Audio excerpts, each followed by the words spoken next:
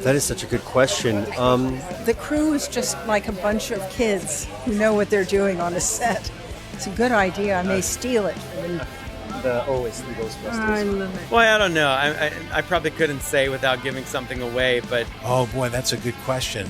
I've been a fan since Friends, so Thank you so much. so nice to meet you. Once and always. If you as Pedro suddenly found yourself in the Star Wars universe, would you follow the same path as your character or take a completely different route? That is such a good question. I think that I would follow a very, very similar path, fall madly in love with Grogu as the world has, and be completely under the influence of his innocence and wisdom and protect him at all costs. If your character had access to our modern music, what do you think their Spotify playlist would be right before going into battle?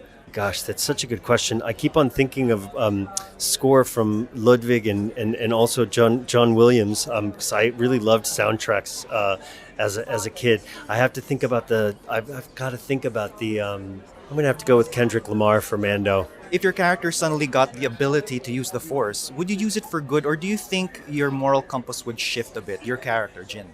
I would use it for good. Awesome answer. Thank you so much. Nice meeting you. What did this film leave you with creatively, emotionally, or even philosophically that you didn't expect going in? I didn't expect how playful it would feel. I think the crew is just like a bunch of kids who know what they're doing on a set.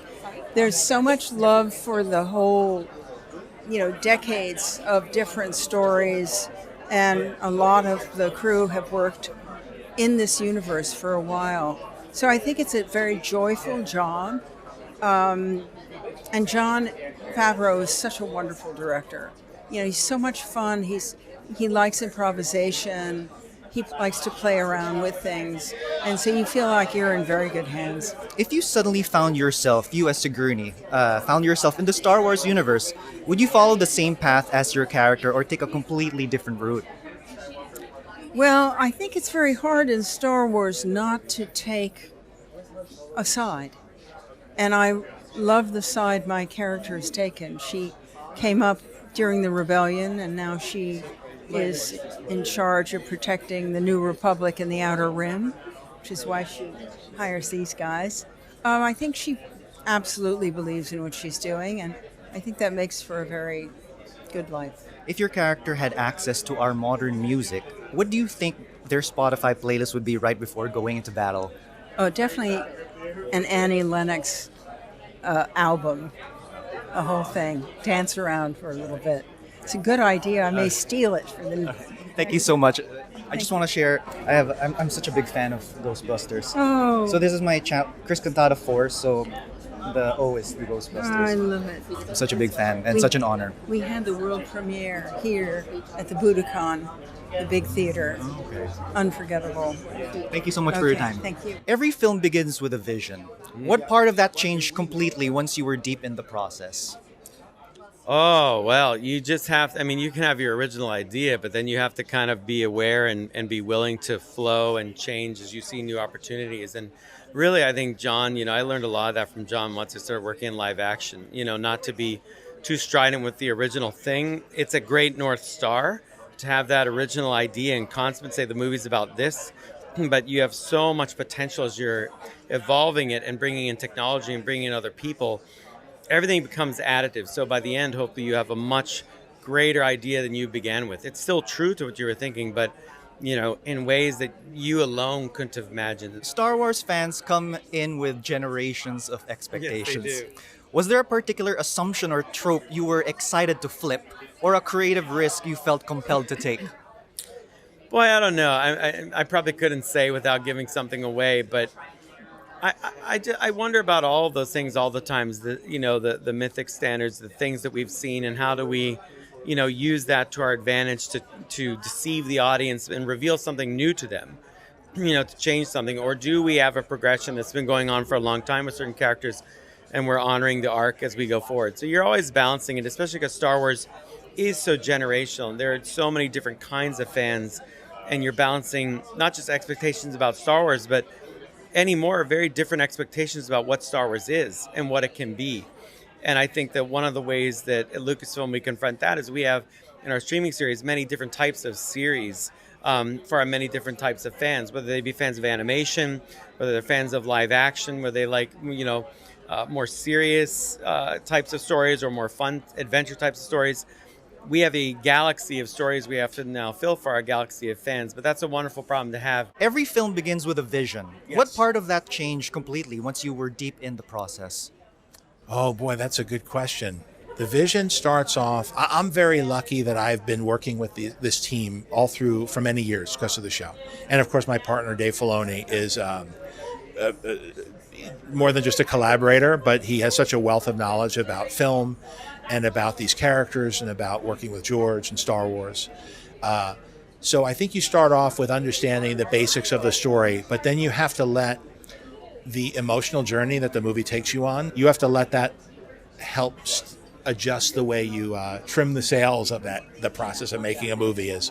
So having the flexibility to change things because of how visual effects heavy it is a wonderful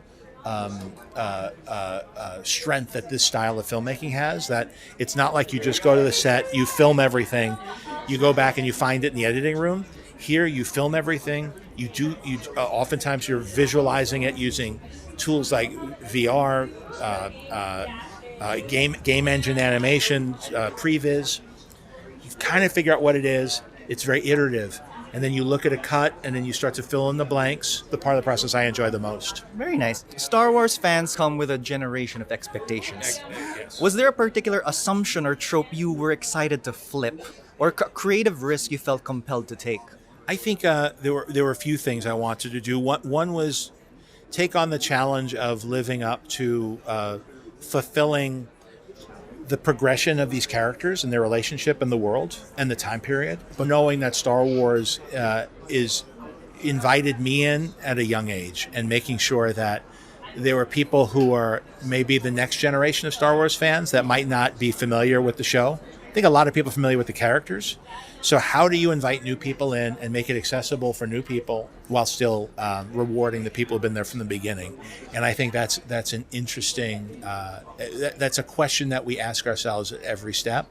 And fortunately, because Star Wars has such relatable imagery, because the original Star Wars film, which is now called A New Hope, when I started it was called Star Wars, you were jumping in the middle of a story with a crawl saying what had just happened.